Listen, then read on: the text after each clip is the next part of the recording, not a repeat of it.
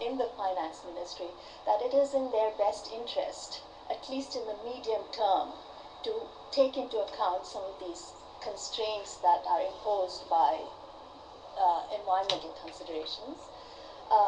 They would love to do full cost pricing if we could tell them that's what we want. So there's a give and take between what people need to take to their governments and then how they will respond to that. So it has to happen at all levels. Fascinating. Priya Shyamsundar, thank you very much indeed for joining us. Now, we're all familiar with the idea that the coastal cities of the world are threatened by drowning as a result of sea level rise as ice sheets melt. Many, of course, are built on the world's megadeltas. But new data being revealed today here at Planet Under Pressure suggests that cities built on deltas face drowning at a much faster rate because of man's activities. It turns out that 70% of the world's megadeltas are quite literally sinking, subsiding because of what mankind is doing, dramatically magnifying the effect of rising sea levels. Earlier today, I caught up with a couple of the scientists behind these important new results. Ramesh Ramachandran from the Indian government's National Centre for Sustainable Coastal Management and Dr. Hartwig Kramer from the Institute of Coastal Research in Germany. Global deltas, actually, which are a centre of societal concern and actually very much a centre of coastal urbanization at the moment, hosting and accommodating most of the coastal people, some 500 million actually currently. They are facing an increasing risk of flooding. 70% of the largest megadeltas globally are prone to severe flood risks due to actually soil compaction and subsidence, which is unprecedented before in the last century, and it's largely due to human activity as compared to the sea level rise we talk about in the climate change context, and which is only in the order of magnitude of a couple of millimeters per year, whereas soil compaction, extraction of resources and urbanization lead to subsidence rates in the order of magnitude of centimeters, up to 10 or 15 centimeters on a yearly basis, and that obviously is a change as compared to the last 50 years, a signal of Anthropocene, I would say. It's an extraordinary thought that man's activities are effectively making the world's deltas sink. The world's deltas go from the Arctic to the tropics. What is the impact on the many human populations that live in these deltas? Yeah, for example, you take about the Asian deltas, there are about 250 million people live along these deltas. When you take one example is the Ganges-Brahmaputra system, where you can see that the amount of sea level rise is increasing. So in the beginning we thought it's only due to the climatic event, but we also found that subsidence plays a major role. And we are trying to look at those issues. And when you take an India as a subcontinent, you can see the number of dams which is built during the last 50 years. It's an enormous number of dams. So the amount of sediments and the water flow which is coming from the rivers to the coast, to the delta, is reduced to a large extent, which also causes serious problems in terms of groundwater exploitation, in terms of saltwater intrusion and other aspects. So that makes a bad problem worse, in effect? Yeah, it's making a worse problem because of the human intervention. One is in the climate change, the other, the accelerating effect is because of the human intervention, particularly we are doing within the basin, and also it is also affecting the water flow.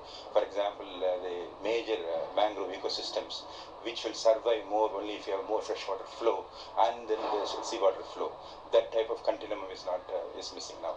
What's the sort of timescale that we're talking about in terms of the need for action? If this human activity is accelerating the flooding, the sinking of deltas, how long have we got to do something about it, and what can we do about it?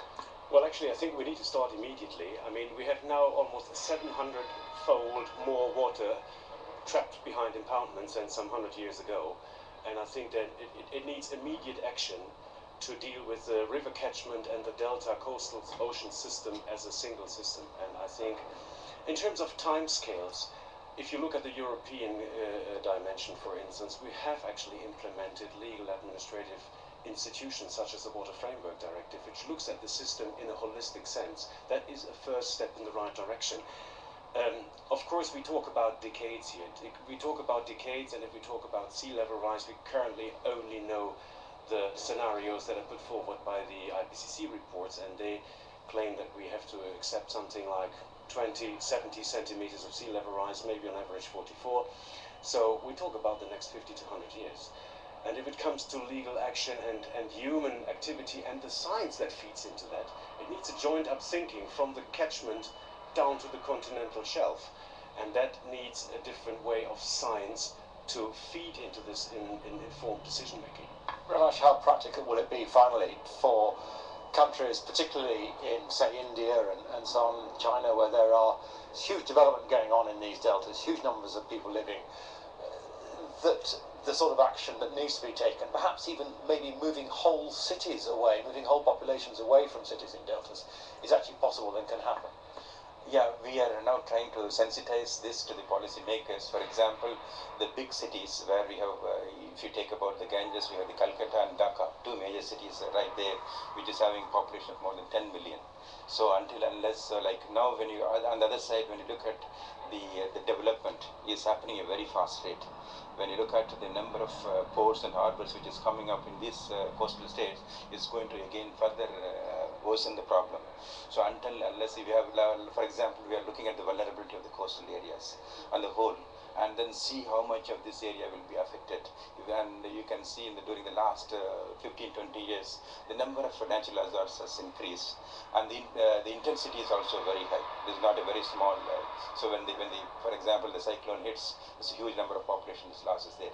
So what we have to do is we are trying to sensitize. We're looking at these problem areas and make these policymakers to understand and see how best we could to control these activities. We need the development, also we need to conserve the environment. So there's a balance between the sustainable development and the environment, and the development is what we are looking for. Fascinating and important piece of research. Now, one of the key outcomes of this conference has been the creation of the Future Earth Initiative. It's a new global platform with a huge ambition to transform sustainability research in the 21st century. So how will it work, and what does it want to achieve?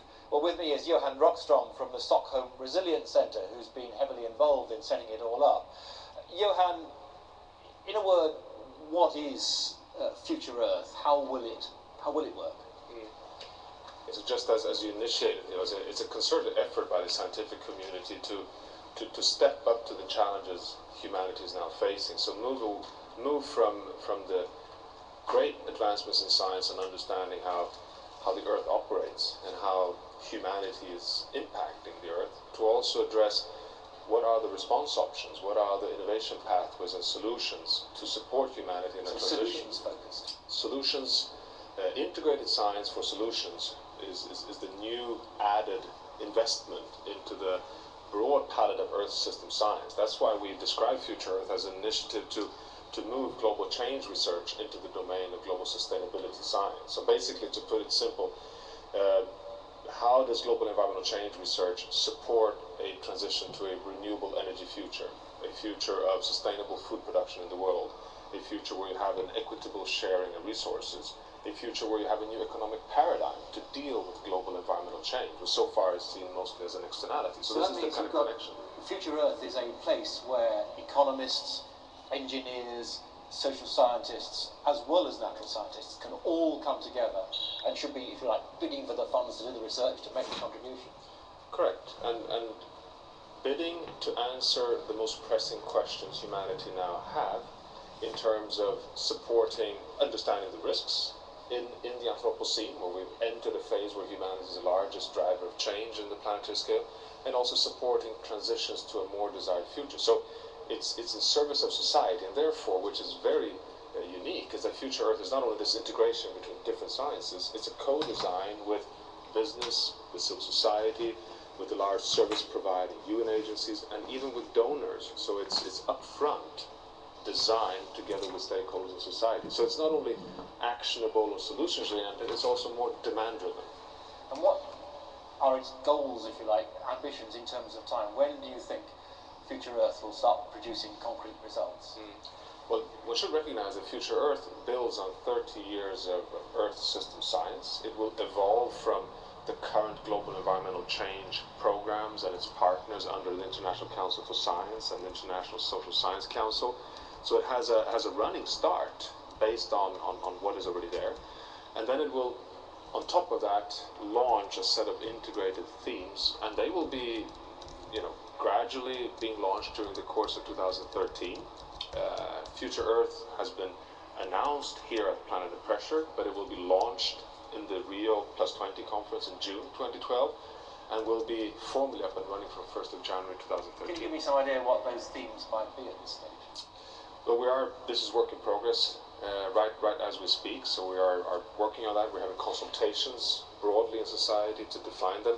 But for example, we are clearly going to have a theme around how can science support a global transition to a low-carbon society, and in doing so, also addressing a rights based or an equity dimension of how to, at the same time promote development among the world's poorest nations in the world. And this requires climate science to interact with governance research, to interact with behavioral sciences, and also to very closely interact with economics. The other question, which is a fundamental one, is how can we feed a world population of 9 billion people through sustainable agricultural practices, which at the same time preserve biodiversity and resilience in landscapes?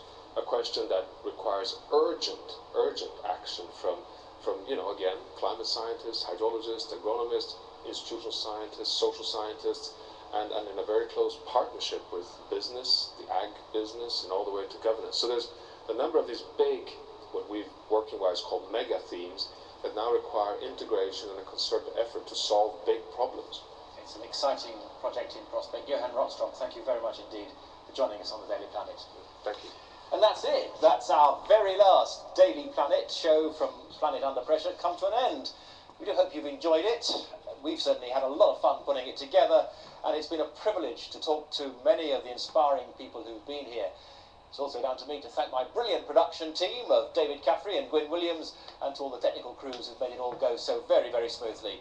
The web stream from Planet Under Pressure continues now with the final plenary session, looking beyond Rio +20 to the future.